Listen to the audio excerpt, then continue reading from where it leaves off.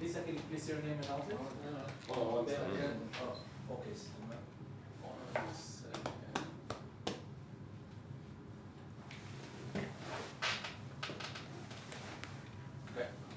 Okay, Lisa, your name and outfit. Lisa Blonde, Universal.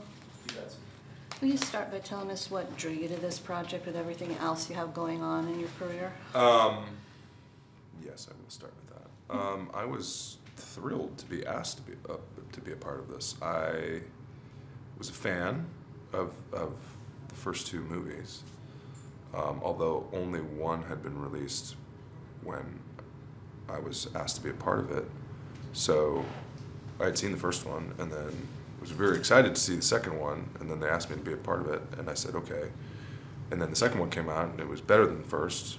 You know, it was just, I don't think I'm talking out of school there. It was even better. I don't mean to say the first one stunk, but you know what I mean. And it was, so I was like, oh my God, this is so cool, and I get to be in the third one, and the third one's going to be totally different, and it's going to be this whole other thing. And then eventually I found out like what the plan was to sort of tell this kind of origin story, this prequel kind of idea about, which I thought was so creative and so cool. So yeah, I mean, I guess I was just like, I kind of felt honored, you know? I don't know, is that weird to say? Like I just sort of felt happy to be asked to play in the sandbox, to play in the fun sandbox. It's a great company to keep. Yes, Kevin, Bob, and Stu, good company. What do you think it is that people of all ages, it really doesn't matter 6 or 106?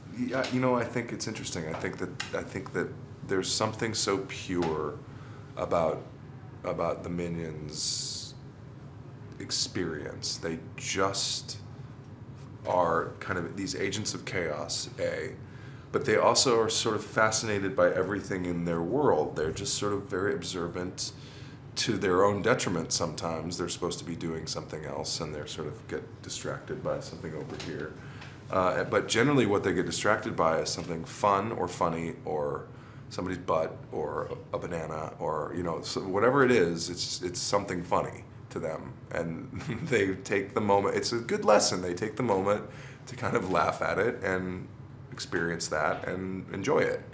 So I think that's really what maybe resonates, I think maybe even subconsciously with people, is that that's very childlike, that kind of getting lost in, you're supposed to do something but you kind of get lost in something that you want to do more because it's more fun or fascinating or whatever it is, you know. It's sort of like Ferdinand the Bold, you know, smelling the roses when he's supposed to be doing whatever he does. So I think, you know, that's what I think is the biggest part of what resonates for adults, and kids just like it because they're hilarious.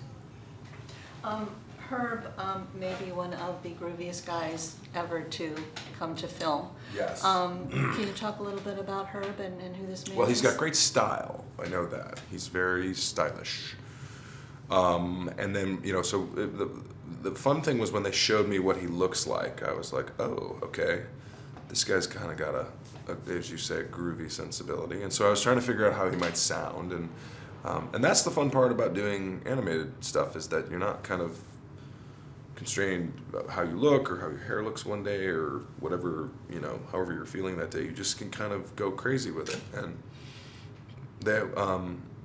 that was, I don't know, for whatever reason, that's to me what he sounded like. And then we kind of worked on it a little and refined it a little bit. But, you know, Herb is a very, he has a lot in common with the Minions. Like, he likes to have, he really enjoys his life. He really enjoys what he does. He really loves his wife.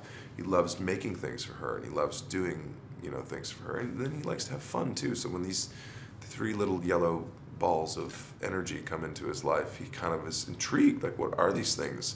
And then, like, oh my God, they're so fun. Like, we can have so much fun together. This will be great. We can really, like, I know I'm supposed to torture them, and I know I'm supposed to, like, scare them and everything, but we'll get to that eventually. But right now, like, let's do, like, something really fun. You know, like, I think that's what Herb's kind of overarching sensibility is like fun. You know, he wants to have a good time and take over the world. As a second. Yeah. As a second. Maybe 1 and 1A.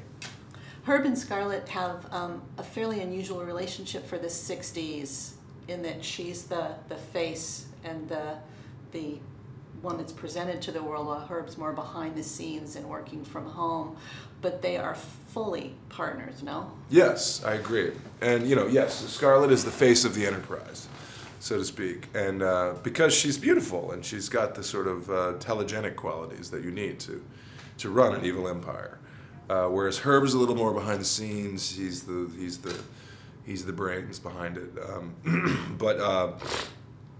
But yes, they're very much each other's complement, I think, is the right way to put that. And he brings out the softer side of her, so that she's not just this hard-edged villain. Exactly.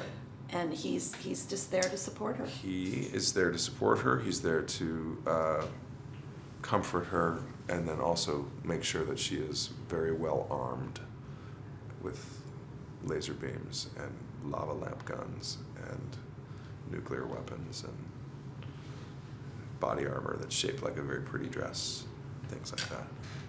He's quite the romantic too. I love the scene where he gives her a card. Yes. When Gives she's her come back. love notes, and then explains the love notes. And yes, he is very, you know, he's into it. He loves his wife. That's a nice thing.